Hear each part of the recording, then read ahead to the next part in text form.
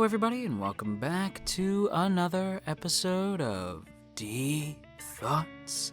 And today we are talking about My Hero Academia Season 4, Episode 3, Boy Meets World. Boy Meets World. Okay, sorry. Before we get into things though, I do want to thank those of you who shared last week's video over on Twitter, at Janeme, at Nacho Gashardo, at Morgan Romero, at Arrow Ace, at Harrison KVGC, and at Shonen OG. Thanks so much for sharing last week's video over on Twitter, everybody, and if you too would like to have your name shouted out in next week's My Hero video, then be sure to share this video around on the internet and then tag me at JoJo Talks Too Much over on Twitter, and I will be sure to shout your name out in next week's video. Now, with that said, we are here, we are ready to talk about essentially what boils down to Deku versus Sir Nighteye. Now, it does start off in kind of a fun way before it eventually boils down into a, oh my god, I'm going to punch this dude in the face kind of way.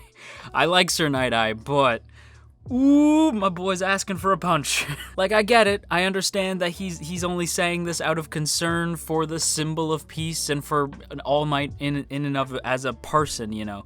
Like, I understand that he's a sidekick. He cares about All Might. He wants what's best for him, and he feels that Mirio is best for one for all.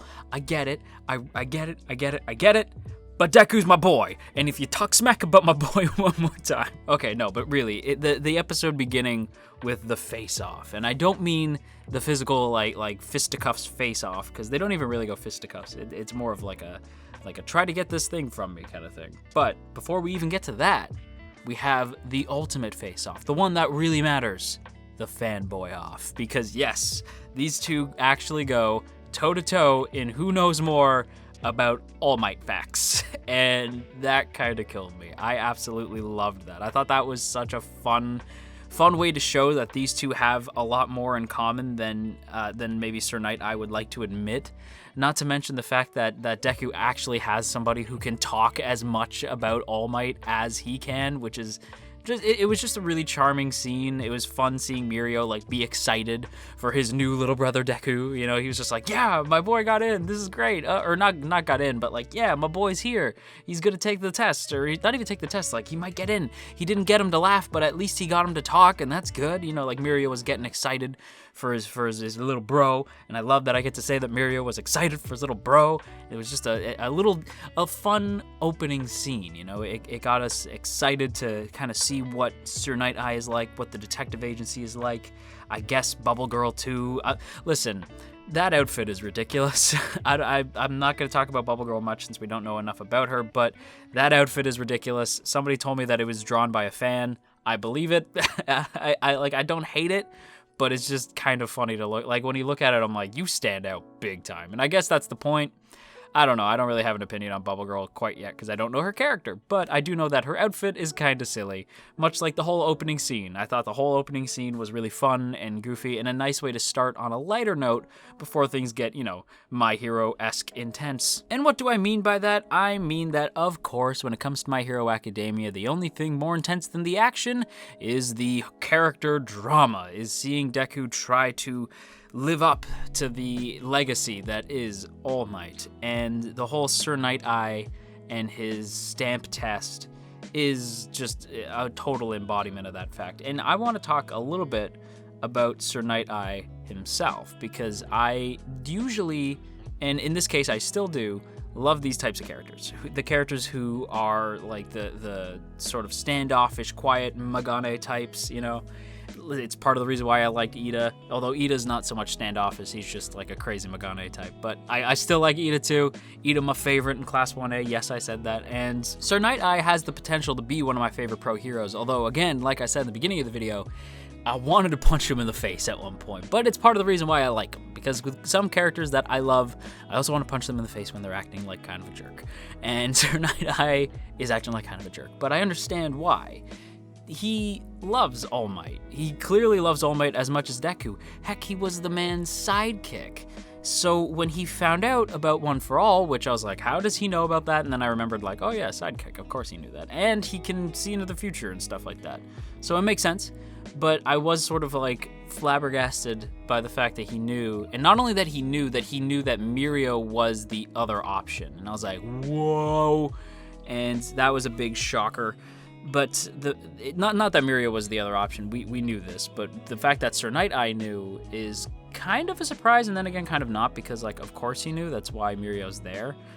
And the fact that he knew, and not only did he know that Mirio was the first pick, that was his pick, and he was shocked to find out that Deku was the one who ended up inheriting All for One, or not All for One, One for All.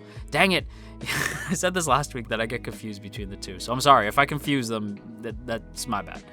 But the fact that when he found out that Deku was the one who inherited All for Might's All Might's quirk, he was almost insulted, because he was like, it's clearly Mirio. Mirio's the clear pick. Who is this kid? Why, he doesn't even have a quirk. Like what do you, this is a bad decision. And I'm assuming that's the reason why him and All Might have the split, although we do kind of get a tease towards the end of the episode, especially after that crazy post-credit scene that we're gonna get to. But we do get a hint in the episode preview that we're gonna kind of come to know next week why the split between Sir Nighteye and All Might happens. And I don't know if I'm ready for that, because the preview for next week looks like it's going to kill me. And Sir Nighteye as a character, I get this vibe from him. Like, I feel like he's going to, like, the whole conversation between him and All Might, I'm like, am I going to get, like, not a ship, but like a bromance where it's like two dudes who are like two like almost brothers in almost like a Mirio and Deku sense. Just looking at Sir Nighteye, I get the feeling like his love for All Might is actually gonna make me sad. Like, just the fact that their relationship is broken. I want to see these two make up already, because it's so clear to me that Nighteye cares so much for All Might. And my biggest thing, the big fear I have with Sir Nighteye is the fact that I think he saw, like, because in the preview, it looks like he is distraught in trying to get All Might to listen to him, and I think he saw something bad. Like, I think he looked into All Might's future and saw something he didn't like, and that has me really concerned, and I don't really want to say what my prediction is, because again, I'm an anime only, so I don't know, but I'm worried he may have seen something happening to our main man All Might, and I am very concerned. But yeah, Nighteye is he's a lot. He's a lot to take in. He's an interesting dude. I have opinions on him. I'm kind of thinking he might shape up to be one of my favorite of the pro heroes, though. Like I said, I just love the standoffish character who ends up warming up to the MC. Yeah, I don't know. He reminds me of like a superhero version of Snape. I just like him. And you know what else I liked? I liked the stamp test. I thought it was fun.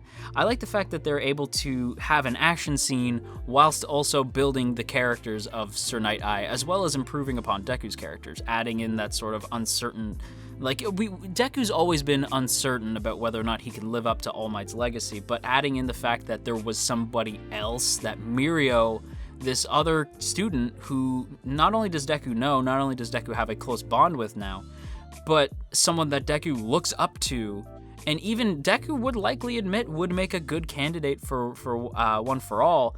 That adds this added layer of dread, and it kills me, right? Because I'm like, oh man, like now you're making my boy question if he's good enough, and I could already see where this is going. But at the same time, like, yes, I love the angst, and I'm here for the angst, and it's like, oh, this is gonna hurt. But it's gonna hurt so good, and that's kind of where I'm at with the whole Sir Nighteye and Deku dynamic, and that dynamic is on full display during the stamp test. And again, it's My Hero / Bones to a T, where they have this crazy action scene, and it's not like no fists are flying, but it's still super kinetic, super fun to watch. And yet, at the same time, they're able to build up these characters and build on, like, the world in subtle little ways, like setting up, like, little pieces that'll fall as the story continues on. And it's just clever as hell. Horikoshi and Bones, absolute masters. Am I being a fanboy? Yes. But was I ever meant to be a critic? Abso-friggin-lutely not. That is not why I am making these videos, and that's likely not why you clicked on the video. You, like me, wanted to gush about My Hero, and this episode is full of great stuff to gush about. Like Mirio just being concerned for Deku during the stamp scene was great. I loved everything about it. I also liked the scene of Class 1A hanging out in the dorms and talking about the good or bad luck they've been having with their work studies. It seems like everybody but Deku's been having bad luck with their work studies, which kind of bums me out. because it's like, but these kids are good kids. Like, they're good kids, and they're deserving of a work study. Like, they're deserving of being part of a work study. They're good kids. I recognize that stuff's kind of fallen down right now, and UA is very picky and choosy with who can and cannot do work studies, and even the heroes are just as picky, because they're like, I don't know, man. Like, stuff's fallen down. Like, without the symbol of peace, I don't know if I really want to take care of any more than the ones that I already can take care of. Let me, like, you know what I mean? It's like, let me deal with my own people. UA, you take care of your own students, okay? Like, that's where I feel like a lot of pro heroes are. So I can understand why the work studies thing is sort of like falling apart right now, and why Deku was so far the only one whose work study was actually went according to plan, until my boy Tokoyami was actually invited, mind you, by another pro hero named Hawks. Now, I recognize the name, and I've seen the character design, so I vaguely knew who Hawks was when they're like, Hawks requested you, and I believe, I can't remember who, I think it was Sarah, was just like, he's number 3. So I was like, wow, okay. I was not aware that Hawks was the number 3 hero. Like, I knew who he was because people have been like, this is Hawks. He's gonna be important later. Like, manga fans have been very good to me, where they're like, this is a character from the manga. I'm like, cool. Don't tell me anything. They're like, I won't, but he's important later, and then toss that character away. Same thing with Overhaul, right? And same thing with the little girl at the end. It's like, these are important characters, but I can't talk to you about them right now. So yes, I'm aware who Hawks is, and the fact that Tokoyami is having a work study under this dude makes me feel content knowing that Tokoyami will likely play some kind of role down the line, whether or not that's in this arc or a future arc, I don't know, but it means I get to see Tokoyami in a major arc with Hawks, since I'm assuming Hawks is in a major arc, since everybody won't shut up about how cool he is. So, you know, that gives me a little bit of hope. That makes me feel good, because Tokoyami's just cool. He's just a cool character. And the same thing with Kirishima, who thankfully I saw him in the OP, and I kind of hinted on Twitter, like, is Kirishima going to play a big part in this? And everyone's like, yep. So I'm like, yes, Kirishima's my boy. Kiribaku, or whatever you want to say. I don't care what anyone says. I haven't seen Chris's video on it, but I know Chris posted a Kiribaku video, but it had manga spoilers, so I couldn't watch it. I don't care what anybody says. Kiribaku is the ship. I ship it like FedEx, okay? It's the Bakugo ship. There is no alternatives. Kiribaku. There are alternatives. If you ship Bakugo with anybody else, that's fine. But for me, specifically, there is no alternative. I don't know why I'm on this tangent. It has nothing to do with the episode, other than the fact that Kirishima is going to play a big part in this arc, according to the whole Class 1A talking scene in the dorm, and I'm just excited, okay? Like, this whole episode just got me excited for the future of this arc, especially, and here we go, we got to talk about it, especially the post-credit scene. So we knew that the detective agency, NIGHTEYE'S detective agency, has been looking into Overhaul and his crew. And that had me go like, okay, so I know exactly where we're going. Like, okay, I know the roadmap now. Let's go. I'm excited. But I wasn't expecting it to happen so quickly. Because at the end of this episode, if you missed it, if you didn't see the post-credit scene, at the end of the episode, that little girl from the OP is running away from somebody, and it's pretty obvious who it is, and she's running away, and who does she bump into when asking for help, asking for anybody, somebody save her? Of course, it's our boy. It's Deku. And Deku is, he's Deku. Like, he sees somebody in need, he immediately jumps into action, and he's like, what's going on? Like, you okay? Everything okay? And who should he see come walking out of the alleyway but Overhaul, who Deku already knows because he learned who Overhaul was in the detective agency, even knows his full name, and Overhaul walks out and says, leave the pro hero alone, let's go home. And I was like, I freaking knew it. Like, I knew that was her dad. I knew this. And that has me so concerned, because now what's Deku gonna do? I mean, we see in the PV that he walks away with the girl, and Deku says, like, I let her go.